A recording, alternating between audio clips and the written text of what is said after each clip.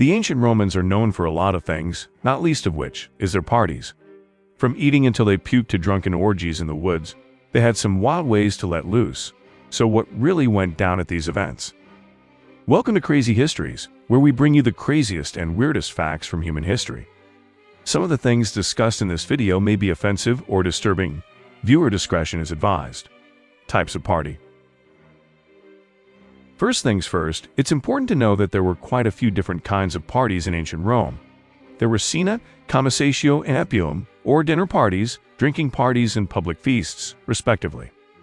No matter what type of party you were in attendance of, you can bet that the food was extravagant, the wine flowed, and the entertainment was superb. Cena. Hosting a private dinner party was much more than having a few friends over to eat and talk. These banquets were held so that the host could show off their wealth to their equally wealthy friends. That doesn't mean that commoners didn't have dinner parties. They did, but they would have been much less extravagant and not documented like those of the wealthier citizens. Dinner parties in Rome were less about celebrating or getting together just because, and more often had a political or business agenda. So, hosts would make seating charts. Where a guest was sat said a lot about the relationship between the guest and host, and also indicated the guest's social status. These parties were networking opportunities. Who you sat next to could be huge for you and your business. Unlike the Greek parties, these were based on women were allowed to attend and participate in the activities. At all of these parties, there would be lavish tableware and decor, extravagant food, and a variety of entertainment to last through the night. They would have used the fanciest dishes they could. Even most middle-class families could afford to have a set of silverware, so you can imagine what the elite would have done to stand out.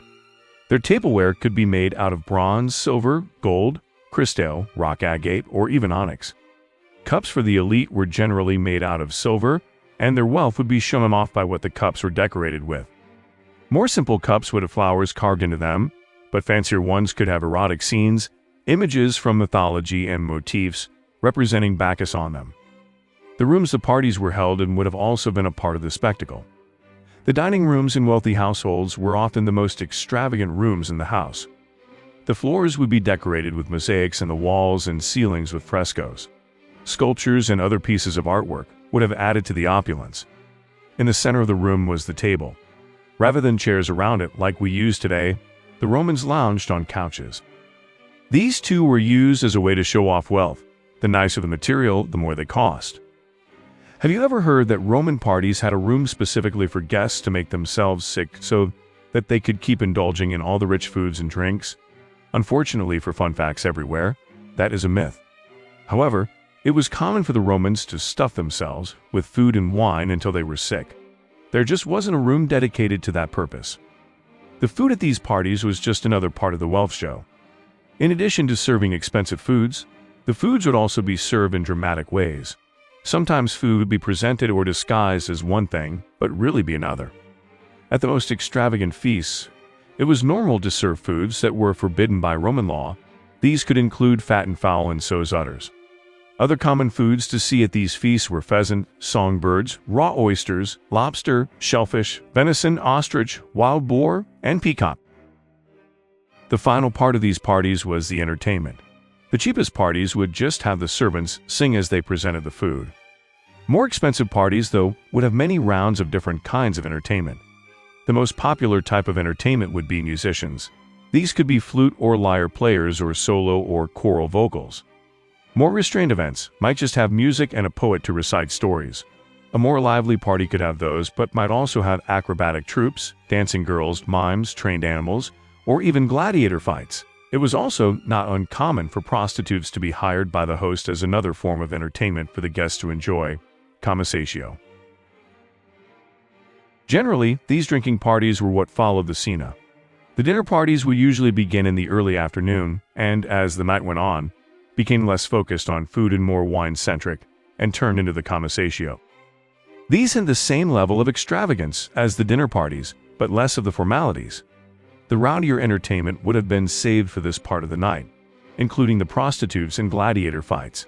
Generally, this part of the evening would have fewer women in attendance, but they were still socially allowed to be there. Instead of staying with the men, women would often go off into another part of the house to continue separately from them. The wine was another very important part of cena and was poured freely. Like the Greeks, the Romans watered their wine down. To drink pure wine was a barbaric action. In addition to regular watered wine, there were two other popular wines served at these parties. First was calda, which was served warm and had various spices mixed in. Molson was served cold and was sweeter and honey infused, and was very similar to mead. Epilom. Different from the privately hosted Cena and Commissatio. The Epilom were festivals hosted by the city of Rome. Generally these were held in celebration, often for religious holidays and sometimes in honor of great victories won by Rome. These banquets were open to all the citizens of the city, not just for a certain class or gender. Epilom Javas. One of these festivals that was held every year was the Epilom Javas.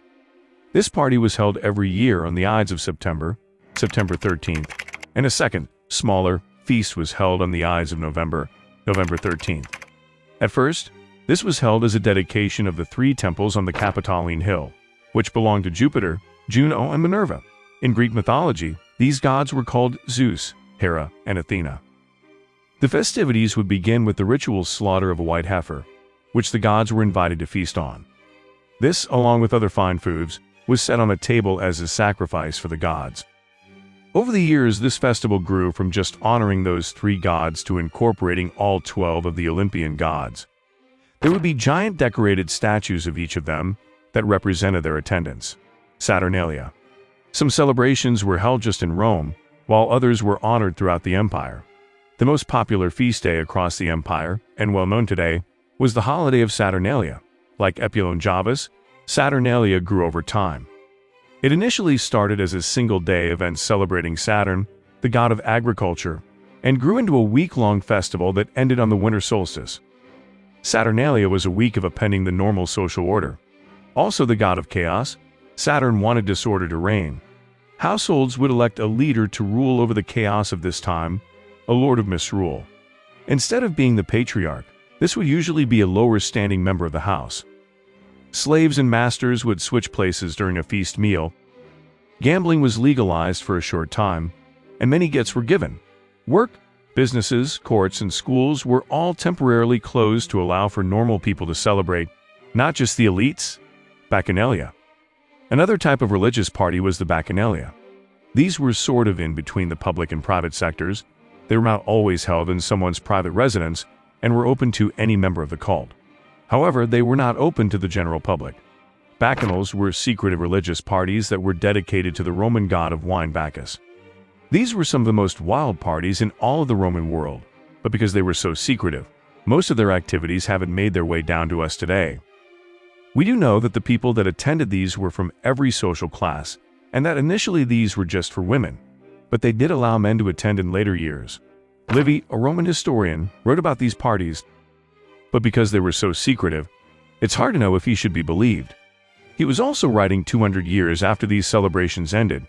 If you do choose to take him at his word, Livy said that cult members would gather in either someone's home or in the woods, and would then partake in all-night orgies. He also said that these parties would involve animal sacrifice, drinking, and feasting. Do you think you would have liked to attend any of these parties? Let us know down in the comments what you wish you could have seen in person. Then, give this video a like and head over to our channel to subscribe.